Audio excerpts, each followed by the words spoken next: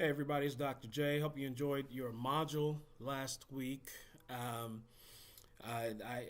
read through the discussion post. I saw some very interesting comments, and I think that many of you, well, last week I'm sure was very interesting, and some of you were able to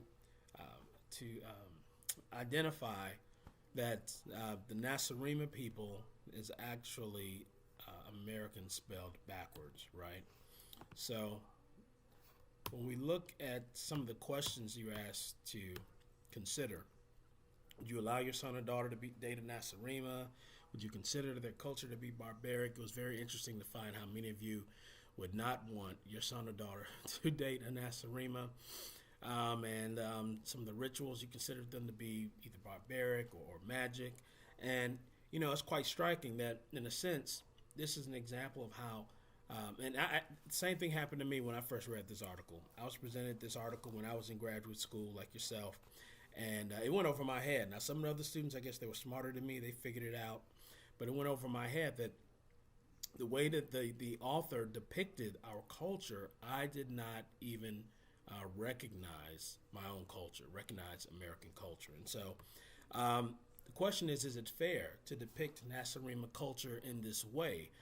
Some might argue that it is not, but the reality is that when we view our world, our society, we look at it through this perceptual screen.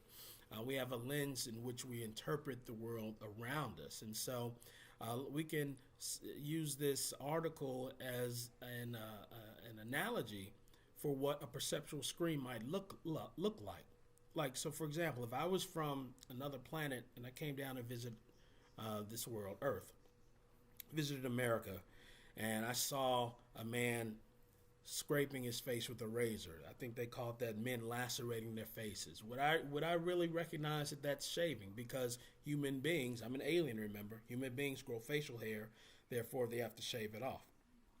That may not register if I'm an alien. I don't understand that culture. Holy mouth men putting needles in the mouths of people. That's the dentist. So we have to think about our own perceptual filter, because just like an alien visiting planet Earth, looking at Americans, if we're not fully engaged with or absorbed into one's culture, and we look at it from the outside, it's easy for us to make a lot of judgments. That's what happens when we place judgments on other cultures without any understanding of that culture. And so, of course, the bag is out, the secret is out. NACIREMA is American, spelled backwards, okay? And the question is, so why do we think this way? Well, the social perception model says that when we're presented with something to observe, there are a lot of different moving parts, different characteristics of ourselves, who we are, our familiarity with the target, what attitude, what mood we're in. Do we have a bad day today? Are we in a good mood? What are our general attitudes about people who are outside of our identity group? What's our self-concept? Do we have a sense of self-esteem, a sense of self-efficacy in ourselves?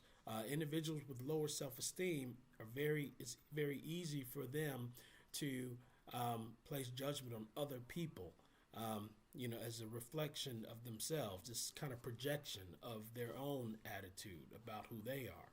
And cognitive structures, how does our mind work? How do we process information? Reading that article, did we read through the article very quickly, and then maybe we missed some key elements that would signal to us that this is an analogy, or this is a play on words to depict American culture in a certain way. So, our thought processes. We look at target characteristics, the way in which the culture was described, and we think about just in general, we bring our own type of characteristics to perceive the target in a certain way. So all these things influence our perception, creates these filters through which we process and interpret information. Importantly, things that are barriers to us accurately encoding information are selective perception, stereotyping, first impression error, projection, and also self-fulfilling property. So, what are these? So, selective perception is basically when we already have our own viewpoint, a decision about something's already been made in our mind. And so, what we do is we perceive information, we interpret it through our belief system, through our own assumptions that we have previously held. And as a result, we also discount any other information. This explains why, politics is a prime example. In a lot of different polls, even when different parties are presented with different information, even if it's factual information, if it's logical information, it's very difficult for people to change their political party affiliation. So selective perception plays a strong role in why people do this. We look at stereotypes. These are generalizations about groups of people. These generalizations can be harmful and dangerous because individuals will begin to make decisions and prescribe behaviors on people based on some sort of norm that they believe, which could be true or not true, but one person does not represent an entire identity group. And there's research that shows within different memberships, within identity groups, there's so much variation. So as human beings, it's dangerous for us to just try and put someone in a box based on our own personal experiences that we've had with members from that identity group, or based on images we've seen on TV, or based on a belief system that we've inherited from our upbringing through family, through our community, and even from our religious background. First impression error occurs when we meet someone for the first time, and that's what we remember most about that individual. It could be we met someone, we had a bad experience with someone from a particular membership, with a particular group when we were younger, and so we hold on to that memory, and it creates a lasting opinion based on that person. When I was younger, I grew up on the south side of Chicago. There would be times when police officers would pull us over for no reason. It wasn't, so I formed a negative perception or bias towards police officers because in my neighborhood, at least on the south side of Chicago, they seemed to treat me unfairly. When I was just minding my own business, doing nothing wrong, sometimes I would just walk home from school and they want to pull me over to ask me a whole bunch of questions about my day. Now that I'm older, when I worked in a municipality, I worked alongside a lot of police officers and in partnership in different communities, and I was able to change my perceptions about police officers so that first impression error bias that I had, that was mitigated by me being around police officers at a later age, and so it helped me to realize that I had to self-check my bias, where I can't just assume that every police officer is a certain way, or I can't be afraid of or dislike police officers because of the experiences that I had with them in my interactions when I was younger. First impression error also occurs a lot during performance evaluations. When individuals, when the boss evaluates someone, when they first see you do very well, oftentimes bosses might evaluate you on either the first thing they've seen and also the last impression that they have from you. And usually all the behavior, all the performances that's in between the first impression and last impression is kind of murky and not remembered as often. So first impression can have both a positive or a negative effect. Projection, we talked about this, where we have our own beliefs and values, and we assume that other people share these same beliefs and values. And then self-fulfilling prophecy is when we have certain expectations about others, and based on those expectations, we treat them a certain way, and as a result of that treatment, we find that individuals begin to act in the way that we expected them to act, but we don't realize that it was our treatment of them that caused them to act that way in the first place.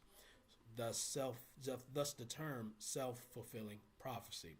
So, for example, there are studies that show that when you have poor performing individuals and very good performing individuals, and they're assigned to different leaders.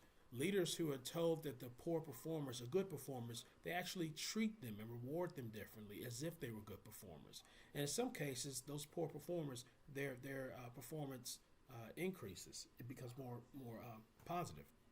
On the other hand, leaders who are assigned uh, good performers, but told that they're poor performers, they treat those individuals, their subordinates, like they're poor performers. And so what happens is those performers who are usually good performers, they end up not performing as well because of the way they're treated. So self-fulfilling prophecy is something that also happens at work, and it also happens often in when we look at diversity research and how assumptions made based on stereotypes for different individuals because of their race, their ethnicity, their religion, or their sex or gender, they may be treated a different way. They're given different opportunities and assimilated into jobs that people assume best fit them. And as a result, these individuals sometimes become disengaged from work, and they're not committed, and they identify less with the organization. But then those who have these expectations about them will say, hey, I told you so. But the reality is that these individuals feel like they're not being able to put forth their full potential, and they're looking for somewhere else to work or something else to do in order to do that. So I'm hoping that this activity and that discussion board was able to shed some light for you to reflect on your own perceptual filter, your own bias, which is very important as we move forward throughout the rest of this class. Just some housekeeping tips. To let you know, make sure that if you have not said hello to your team on your Google Hangouts group, you need to do that. If you have some questions about how to access it, or if you don't even know what I'm talking about, please send me an email as soon as possible so that we can get you situated. If you're on a team and you notice that you have some teammates that haven't logged on yet, or haven't gone on Google Docs or gone on Google Hangouts, reach out to them, because the first couple of projects are coming up due soon, and that's something that's important that you need to start collaborating on while you have time. So I hope you enjoyed the next module that's coming up. Enjoy your day.